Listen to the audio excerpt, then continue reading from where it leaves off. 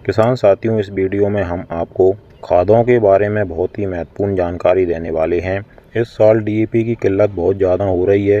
लंबी लंबी कतारों में लगने के बावजूद भी किसान भाइयों को डीएपी नहीं मिल पा रहा है और सरकार डीएपी की जगह एनपीके किसान भाइयों को दे रही है। तो किसान साथियों, अगर आपने भी एनपीके खाद के जरिए अपनी फसल की बुवाई की है या फिर आप बुवाई करने वाले हैं, आप एनपीके खाद बाज़ार से लाए हैं, तो आप सावधान हो जाइए। यह वीडियो आपके लिए बहुत ही ज़्यादा हेल्पफुल होने वाली है, क्योंकि इस वीडियो में हम आपको अपनी फसलों में जो नुकसान होने वाला है उसको बचाने के लिए हमने आपके लिए यह वीडियो बनाई है। किसान साथियों, बिना स्क्रिप्ट की वीडियो को शुरू से लेकर एंड तक पूरा ज़रूर देखिएगा और अच्छी तरीके से समझिएगा। उससे पहले अगर आपने अभी तक हमारे चैनल को सब्सक्राइब नहीं किया हुआ है तो इसी प्रकार से आपकी सही फसलों की सही और समय पर जानकारी सबसे पहले पाने के लिए चैनल को सब्सक्राइब कर लीजिए, वीडियो को लाइक कर दीजिए और ज़्यादा से ज़्यादा हमारे सभी किसान साथियों के साथ इस वीडियो को शेयर भी करिएगा। पूरी जानकारी अच्छी तरीके से समझने के लिए किसान साथियों, पहले हम खादों के बारे में जानते हैं। डीएपी खाद के बारे में हमारे सभी किसान भाई जानते हैं कि इसमें नाइट्रोजन और फास्फोरस ज़्यादा पाया जाता है। डीएपी में नाइट्रोजन 18% होता है और 46% फास्फोरस होता है। इसमें और कोई तत्व नहीं पाया जाता है। जब भी हमारे किसान भाई डीएपी के साथ में अपनी फसलों की बुवाई करते हैं तो उसमें पोटास और सल्फर जैसे तत्व अलग से मिलाते हैं, लेकिन जब एनपीके खाद की बात आती है तो इसमें हमारे किसान भाई भ्रमित हो जाते हैं, क्योंकि एनपीके खाद में नाइट्रोजन, फास्फोरस और पोटास तीनों तत्व पाए जाते हैं। लेकिन इस साल सरकार जो है हमारे किसान भाइयों को अलग अलग तरह के एनपीके खाद दे रही है। ज़्यादातर हमारे किसान भाइयों को इस साल 20-20-13 जो एनपीके है वह मिल रहा है।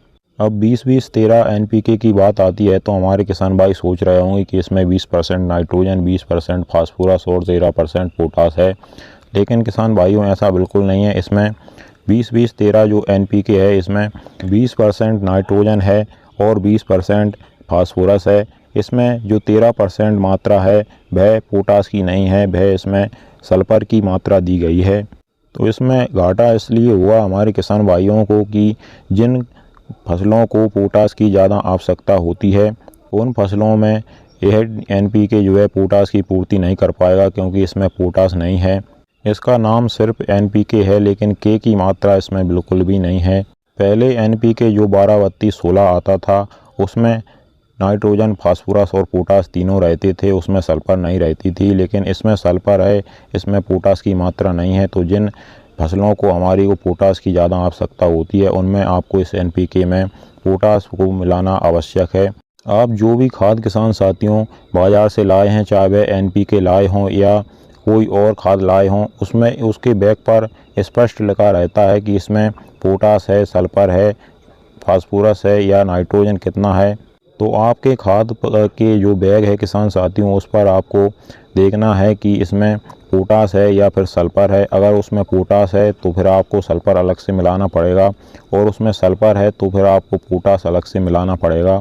जैसे हमारी किसान साथियों गेहूं की फसल होती है उसमें पोटास की ज़्यादा आवश्यकता होती है, तो अगर आप इस एनपीके का सीधे प्रयोग कर देंगे, इसमें पोटास नहीं मिलाएंगे, तो आपकी गेहूं की फसल वो उत्पादन आपको नहीं दे पाएगी जो पहले आपको अपनी गेहूं की फसल से मिलता था। इसलिए हमने आपको यह वीडियो बना करके आगाह किया है कि अब की बार जो एनपीके सरकार दे रही है उसमें पोटास नहीं है और किसी में पोटास है तो फिर सल्फर नहीं है। तो किसान साथियों, आपको अच्छी तरीके से अपने जो खाद लिया है उसके बैग पर पढ़ लेना है कि उसमें पोटास है या सल्फर है, फास्फोरस की मात्रा इसमें कितनी है, नाइट्रोजन की मात्रा कितनी है। इस तरह से किसान साथियों आप पहले जानकारी लेकर ही अपनी फसल में खादों का प्रयोग करें। और किसान साथियों, इस वीडियो को आप अपने ज़्यादा से ज़्यादा किसान मित्रों के साथ शेयर भी करें, जिससे यह जानकारी उनको भी मिल सके। और हमारी दी गई जानकारी अगर आपको हेल्पफुल लगी हो तो आप हमारी वीडियो को लाइक और चैनल को सब्सक्राइब जरूर करिएगा। चलिए फिर मिलते हैं।